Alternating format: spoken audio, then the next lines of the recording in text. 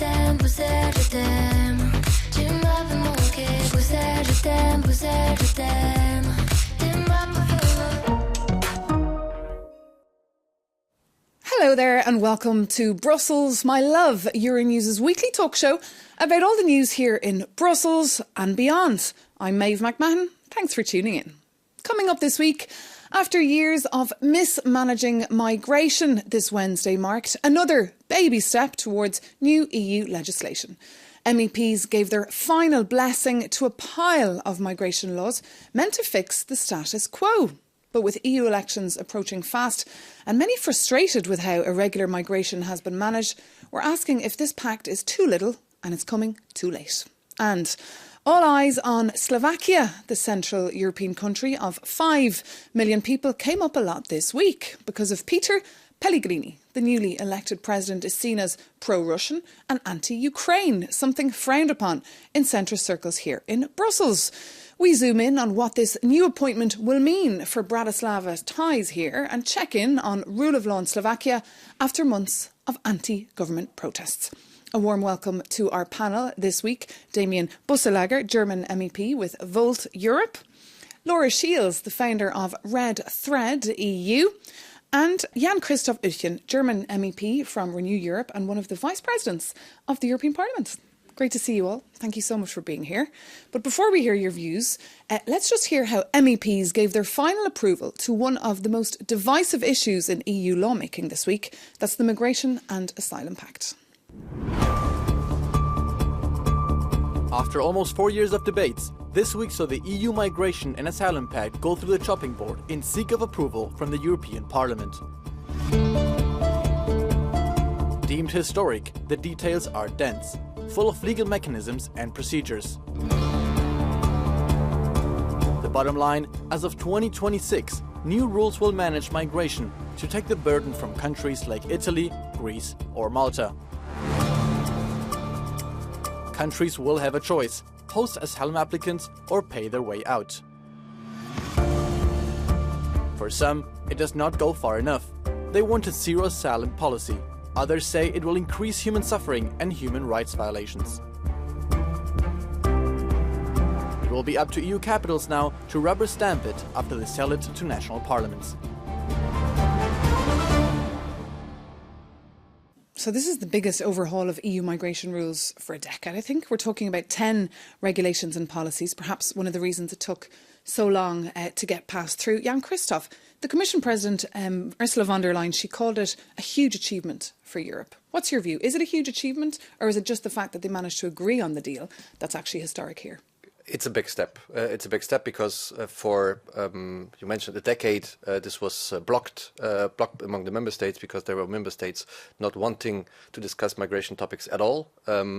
And so that we managed to achieve this compromise in this mandate, and we got this final vote is a huge step forward because it cannot stay as it is at the moment. We have so much human suffering on the one hand, and we have so much lack of control and lack of good procedures on the borders that it was necessary to do this step. Damien, I guess you would disagree. I saw your group put out a statement saying that this was a shipwreck for migrants. But would you not agree that, in fact, a deal is better than no deal? I think it's interesting to finally come to some form of a conclusion. I mean, it's true that for 10 years, the 27 interior ministers were not able to even sit on the table to discuss this issue. But you should also look in what direction you're stepping. And I think this is not a step forward, but it's a step back. Why? Because it's not going to actually improve the situation for either the migrants, the asylum seekers, the countries at our borders. There's no actual solidarity when it comes to helping each other as a European Union. So I'm not quite sure. Because there is no solidarity, as we've seen for the past 10 years. It doesn't exist. Exactly. And that's what they want to do, is create a deterrent. This pact doesn't change anything when it comes to solidarity. So there will be no real relocation of people across Europe. There will be stronger border procedures. There will be more prison camps, if you want, at our borders. So from the content of what we agreed, I'm sorry, but I cannot find this good. And I've seen there was outrage in a number of national medias, Laura, this week, many arguing they don't want to be told what to do by Brussels. They want to have control over their immigration policies, arguing that their governments were just kind of shoving this under the carpet without consulting them. But this, of course, is about stopping irregular migration. Has the message not been clear? Well, I think what it tells us is that every country experiences irregular migration or migration in different ways. So Ireland, which is one of the countries that was really kicking off, it's a small island. It's up in the northwest of the EU. It's in the Atlantic. It's always had a special deal on certain things. Their experience of irregular migration is going to be very different from, say, if you're in Italy, or even the Polish experience, where they've taken a huge number of refugees from Ukraine. There's been the whole border issue with Belarus. So every country experiences migration and irregular migration very differently, and they do want to have the sovereignty over it. I mean, if you think about what Brexit was about, it was let's take back control of our borders. Now, we can discuss whether this is a myth, but that idea of sovereignty really plays into we get to control who comes in. And this is the argument, Damien, we're hearing this week in Ireland. They're saying we don't want to welcome anyone. We don't want to have solidarity. We don't want anyone else coming to our country. Yeah, I think you can see how strange the discussion about migration is. I mean, there's no far-right party that didn't grow on this topic. Across Europe, they all grew on the topic of migration because it is this really old narrative of us versus them. And it works very well because you can picture people. But first of all, we have a lot more migration that is coming in for labor. I think that's super important. That's why I would really like to almost get away from the term migration system and call this an asylum system. And now the question is, does this asylum system that we have built actually help with anything? You talked about how the effect on the countries is, but what's the effect on the people who are vulnerable, the asylum seekers themselves? And here I fear that, where we made a good experience in Poland and the rest of the EU with the Ukrainians and the temporary protection status, so this fact that they could just go to an authority and get a visa if you want, that we are throwing all this completely out of the window. Yeah, we have now more lengthy procedures, more people in camps, which will be more traumatized. So I don't really see how this is going to help. And summer is coming, of course, and we'll see more people arriving. We saw a couple of deaths just this week off the Greece island, and 400 people have died already on their way to Europe this week. But the problem here really is for the left groups, Damien, it's too right-wing, this policy, and for the right groups, it's too left-wing. And it's curious here we're seeing as well the far right and the far left united here. Yeah, but from my point of view, it's struck a good balance because if you are too right-wing for the left and too left-wing for the rights, it's a centered approach. And I think that's a bit of a fallacy, to be honest, because I'm not neither left nor right, and I fear that, just saying, the far right is never happy because we didn't actually build walls. But they don't want to find solutions on migration, to be very clear. They don't want to find solutions. I would never see my position similar to the position of a far-right politician. No, they come from that's very clear. They come from different angles. But I think the problem is that some people deny that there are mixed migration flows. There are people arriving in Europe, fleeing from war, fleeing from persecution in their country, and they're mixed with people wanting to seek for a job. So both arrive at the same time. They arrive with the same migration flows. And in a certain way, you have to... as we want to help those who are in need of help, we need to find a way in order to do a kind of prioritization of those who are in need of help, and so we do those checks at the border, and we will try to get out or get rid of those who are just claiming. And the idea is to use detention centres essentially, to do this. Yeah, but detention center is a strong word. It's a strong word. But indeed, they will be kept for a short period at the border, where you have this border procedure, and then they are channeled to the next procedure. But you can be in these procedures, these so-called border procedures, and I looked at the camps with the barbed wire, like 3-4 layers of barbed wire. You can be there more than a year if you take all the different periods together. But that's not the aim. The aim is to have quick procedures, and you draw a picture of barbed wire, and if you look at Moria, for example, on Lesbos, this camp which was disgusting. There was even European money available, but the government did not use it. And the idea, of course, with this pact, looking ahead, is meant to fix these problems, right? I mean, Laura, do you see the benefits of having a pan-European migration pact like this?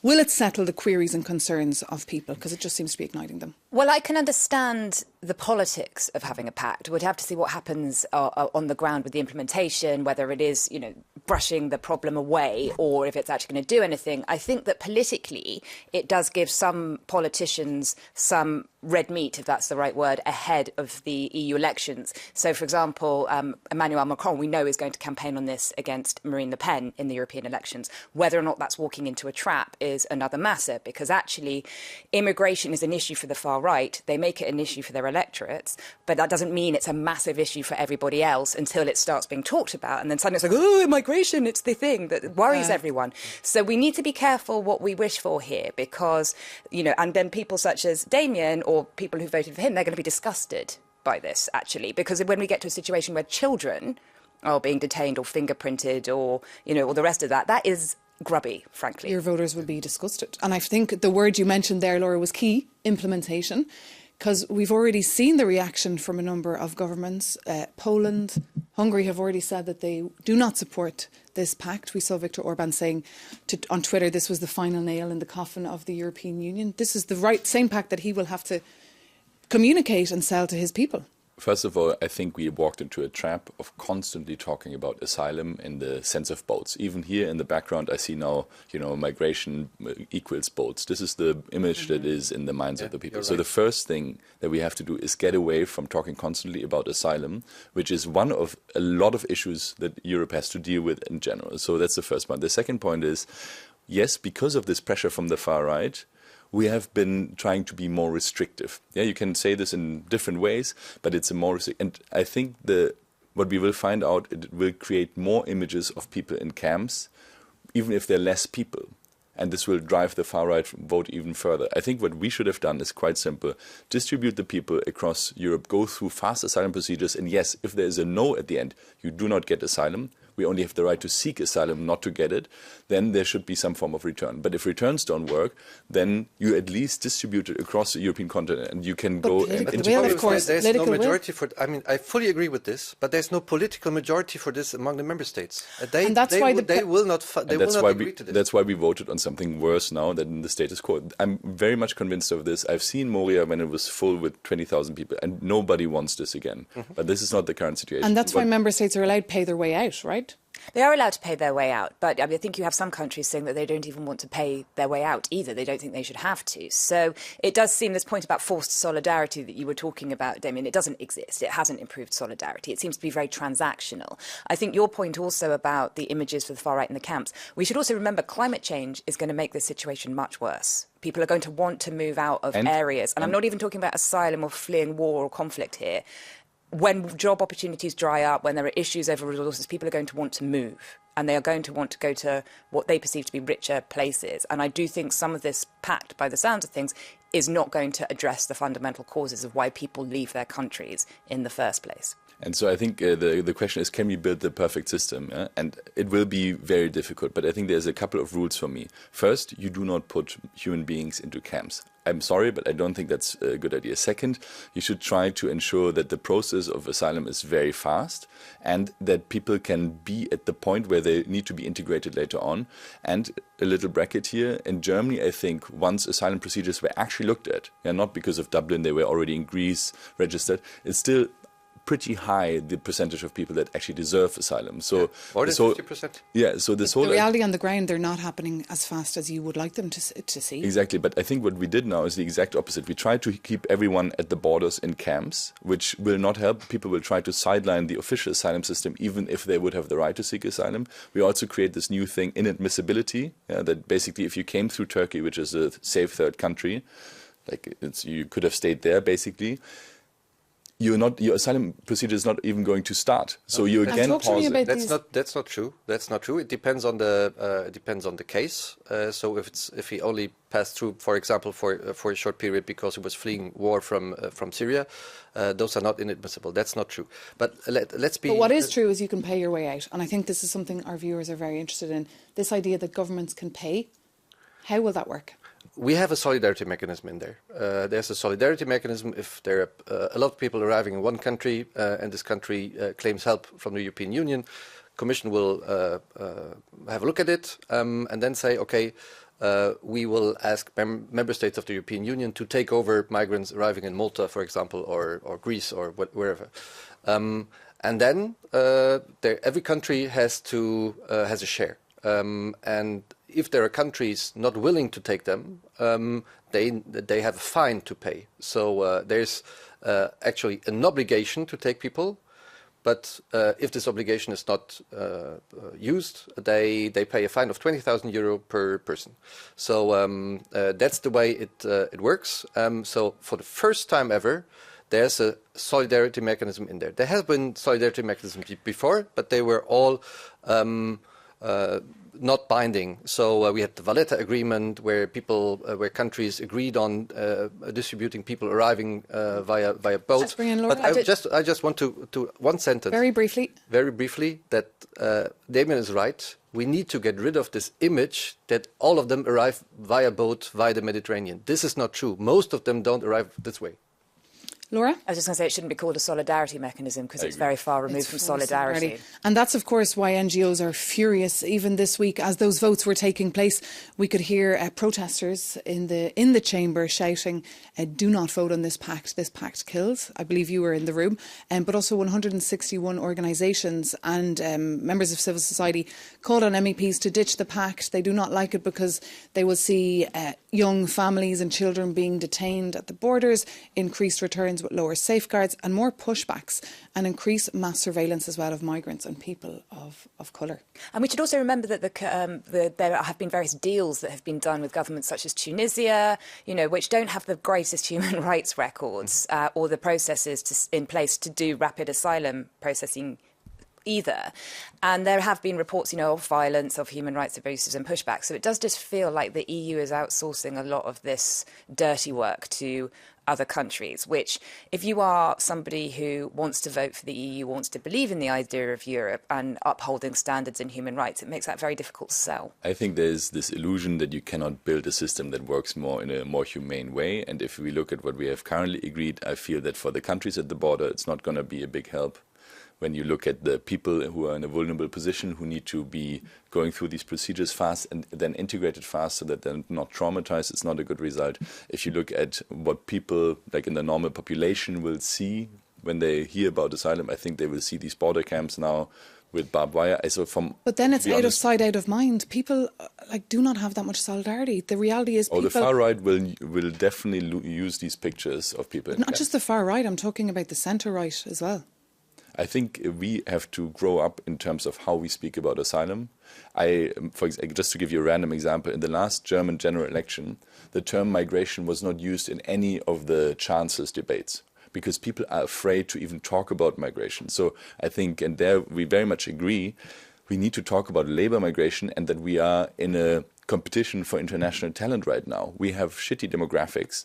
We have to really wake up and become immigration societies in a way that is more positive and not let ourselves be driven by a far right. Interesting point. People are afraid even to mention that. I mean, you'll be campaigning in the next couple of months. How will you be approaching this topic with your potential To be very honest, it's true. I'm working on migration since 15 years. And for example, I stopped talking about migration on social media because you have so much shit talk in this posts that you cannot even manage this. So it's a problematic situation.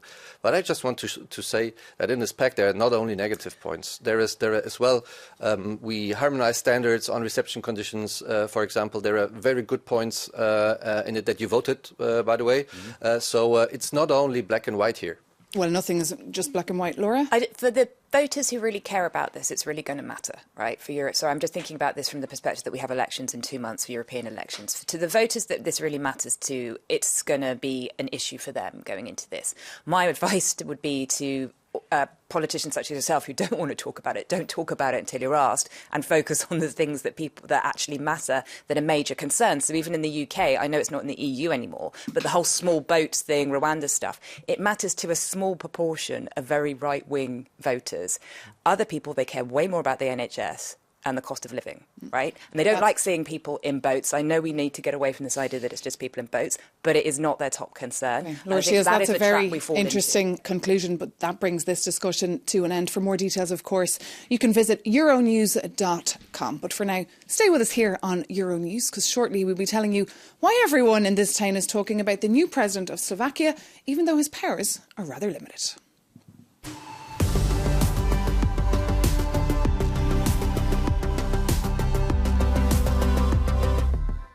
Welcome back to Brussels, my love, with me, Maeve McMahon, where we're taking a look back at the week in European politics.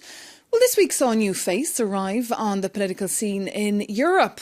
Now, he doesn't have a whole lot of power, but the new president of Slovakia has made headlines all across Europe. Peter Pellegrini won on a pro-Slovakia ticket, promising to put his country first, but staying a loyal member of international institutions and bodies. Was there much talk about Peter Pellegrini this week in the European Parliament? To be honest, there's quite some concern in the Parliament because we see another government emerging very critical to what's happening in Brussels and not willing to be part of finding reasonable compromises. But that's what we need in Brussels, right? Compromises, of course. So people coming in. So is Slovakia Europe's new problem child, given the Prime Minister, Robert Fico, has already, as you said, clashed, and now his friend and ally will be the president? I think it's a very concerning direction that we see. I mean, I was in Ukraine when he got elected, actually, this week. And, I mean, obviously that it makes you a bit concerned if you see that we have literally a dictator, Putin, running into Ukraine, trying to, win over territory. And then within the European Union, we are weakening the stance of support for Ukraine. I think that is very scary. But it's not only about the foreign policy, it's also about democracy, it's about the rule of law. I think it's very, very scary. But on foreign policy, that's how I think he won the elections, putting billboards all over Slovakia saying, we will not send you to Ukraine to fight. We can take a listen now to the new president, Peter Pellegrini, who'll be taking up his job in a few months. Slovakia will always stay Slovakia. Slovakia will never be Czech Republic, never will be Poland, never will be United States, and also not Hungary. We will stay a sovereign Slovak Republic with our own ideas, our own brain and our own traditions and so on. We are a member of NATO, and it will continue. So it is not any turn towards Moscow or something like that. Only because we have our own opinion doesn't mean that we are changing our international policy. Peter Pellegrini there, promising that he will be a loyal member still of NATO, but he's very close to Moscow, in fact, and we've seen the Slovakian Foreign Minister, Laura, recently travel or speak to Sergei Lavrov. And also Fico, the Prime Minister, did actually also stop arms exports going to Ukraine. So I think actions do speak louder than words. But I think what's interesting here is that Slovakia, like Hungary, is placing a huge emphasis on national sovereignty, independence. You don't get to push us around. But at the end of the day, they still want to be part of this EU family because they get more out of it from being inside than they do from outside. So I think we can expect difficulty and tough talk and a lot of messing around. And yes, encroachment on media and civil society, which is not great. But I don't think we're looking at a situation where these countries are going to look for the door to leave, because where are they going to go? Well, on that point on encroachment on the media, actually, we wanted to hear from a Slovakian and hear how Slovakians felt about this recent election of Peter Pellegrini. So we caught up with the Slovakian journalist who's based here in Brussels, Jaromír Novák. I'm not sure if he can say that he's openly pro-Russian, but he's started to use this narrative that we have to stop war in Ukraine. Never talking about we have to stop the aggressor, which is Russia. But we are talking in general about we have to stop war. But we have in the same time 30, maybe 40% of people spreading more and more pro-Moscow narratives, and they are pro-Moscow oriented, which is really worrying, talking about the society. It is really possible that Slovakia will shift more and more towards the Hungarian path. We already feel that in our newspapers and our agencies and our TV, there are more and more pressure. Even I start to feel in my agency, and it's coming from the government or from the political parties who are in government. So Jaromír Novák, Laura, you can see the heat is already on. We're hearing there he's been a reporter for many, many years, and we all remember the awful murder as well of the investigative journalist. Well, I was going to say that's what brought the last Fico government down and sent them into the wilderness for a few years. And I think it's also important to remember that the outgoing president, I've forgotten her name, Zuzana Kaputova. Yeah, Zuzana Kaputova. Kaputova was here in Brussels this week. Yeah, but she said her reason for not running again was because she was getting death threats. I mean, none of this is a sign of a healthy system. Now, I know that unfortunately we're living in an age where politicians, particularly women politicians, are getting more of this kind of abuse levelled at them. But when you have a president of a country saying that her main reason for not running again is death threats. That is not a sign of a healthy democracy. Well, the Prime Minister, I believe, has called journalists snakes and prostitutes and mad, and wants to give NGO funding, in fact, to pensioners. I think the issue here is very well, as you said, that we shouldn't mix this up with being more conservative, for example, or more right-wing. This is not the problem. The problem is that they are anti-democratic. And we have seen this also with, Orban. He's constantly trying to say, yeah, I'm just more conservative and you don't like this in the EU. No, the problem with Orban and with Fico and also with this guy is that they're anti-democratic in the sense that they don't like journalists questioning them, that they want to concentrate power, that they... It's very Trumpy. Well, Viktor Orban will be in Brussels next week giving a speech at the Conservatives conference, so I'll be doing my best to try and interview him and have some questions with him, and we'll Good hear... luck. But what can be done really here? Like, what leverage does the Commission or you as an MEP have when you see situations like this and so much pressure on the media? But we have leverage if there's actually media freedom shrinking, if there's actually things happening like we saw in Hungary, like we saw in Poland, where the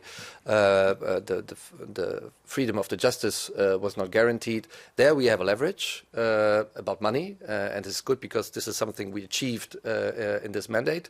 But at the moment, we cannot do a lot. If they want to have a pro-Russian stance, this is their choice. But at the end, we have this problem that Russian interference in Europe is growing, and that's very worrying.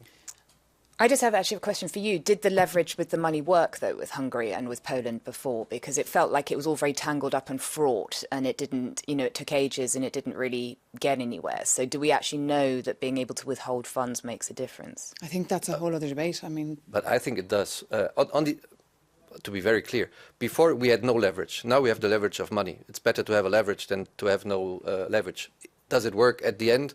I don't know, but I think it at least changed something. I think the other EU leaders also need to wake up. Yeah? I still, hear Scholz talking about Hungary or Slovakia as foreign policy issue.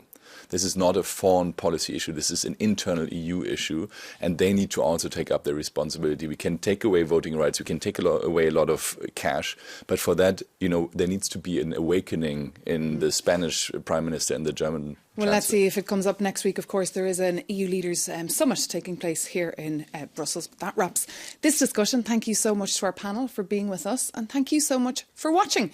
We see you soon here on Euronews, and if you want more analysis, check out euronews.com.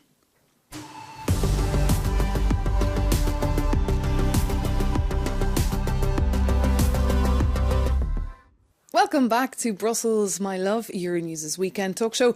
I'm Maeve McMahon, and along with my guests, we're taking a look back at some of the stories in the news this week. Now, this week MEPs met for a mini plenary session here in Brussels before their last mammoth session in Strasbourg at the end of the month. And one topic on many lips was a letter sent to the Commission President Ursula von der Leyen about her decision to hire Germany's Markus Pieper, an MEP, or former MEP, to a brand new post of the SME Enterprise Envoy. Now, it's a new job, and it comes with a very handsome salary of over €19,000. This appointment has raised a lot of questions about Ursula von der Leyen's transparencies, and MEPs even had a vote this Thursday in Brussels about whether or not they could cancel this appointment. How did you vote? In favour. In favour of having this position taken away from Markus Pieper? Yes, because this has not been a proper process. For me, you should choose the best person, and not the person that's this close to your political views. Indeed, it's important to remind our viewers that this is a colleague, a friend from the same political group as Ursula von der Leyen. Laura, your take on this, did it reach your radar? It did reach my radar. I don't know how much of the radar it will reach of people who aren't German, perhaps, because obviously he was a political figure over there as well. But I think that she has got some problems associated with her. Her getting the next candidature to be president again of the European Commission is far from guaranteed. And even within her own party, it's not completely sure she has all the votes, even though they say that they do. But I don't think it's going to have a huge impact outside Brussels, beyond Germany, perhaps, because they know who Markus Pieper is. What was your take on this? How did you vote? So for me, the core problem is that von der Leyen is campaigning towards her own party, and that's the only thing that matters. And then she's campaigning towards the 27 national leaders, because they are the ones who actually will appoint her. We will have some form of a vote, but with this kind of little tricks that she did now, she's getting the leadership of the Conservatives behind her. Why did she appoint Mr. Pieper? Because it was getting a bit tight on the list, where in his region, because of the CDU currently introducing a quota, also a gender quota, so it was getting a bit tight. So they needed to find some room. They found some room in the European Commission, and then they put him there. So I think we need to wake up a bit to why these things are happening, and they're happening because von der Leyen is accountable not to European citizens by the votes that she's like a real candidate. She's not even running in any region of Germany. She could have. She decided Well, her name's not even on the ballot. She's not on the ballot. One man who's not very happy about that is her colleague and former Commissioner, EU Commissioner Thierry Breton, the French man in charge of industry. He's been taking to Twitter a lot lately to criticise her. Even the day that she got endorsed by her party in Bucharest a few weeks ago, he said despite her qualities, she's been outvoted by her own party. And the question is, can we entrust her with running the EPP for another 5 years? I find that's fascinating because, you know, you've got to wonder where Macron sits on this as well. It's hard to imagine that Thierry Breton, who is very close to Macron, was putting this stuff out there without some kind of sanction or some nod and the wink from Paris. And yet at the same time, Macron has been very open about saying he wants to, you know, her to get another term. So I don't know what's going on there. But I think this breaking of cover is quite interesting development. It was a very strange tweet, stabbing his boss right in the back there. And he was bragging about it then. And saying that Macron... But he's right. But he's right. I mean, let's Thierry be... Breton is right? Yes, I think he's right. This is a really problematic situation. And as a Commission President, she should not use her position like this. So... Yeah, and we need to remember that she wasn't voted in last time. She was, you know, she was the candidate who was the compromise, who was pushed in right towards the end. And on top of that, I think it was some socialist or something. So who should be the next Commission President?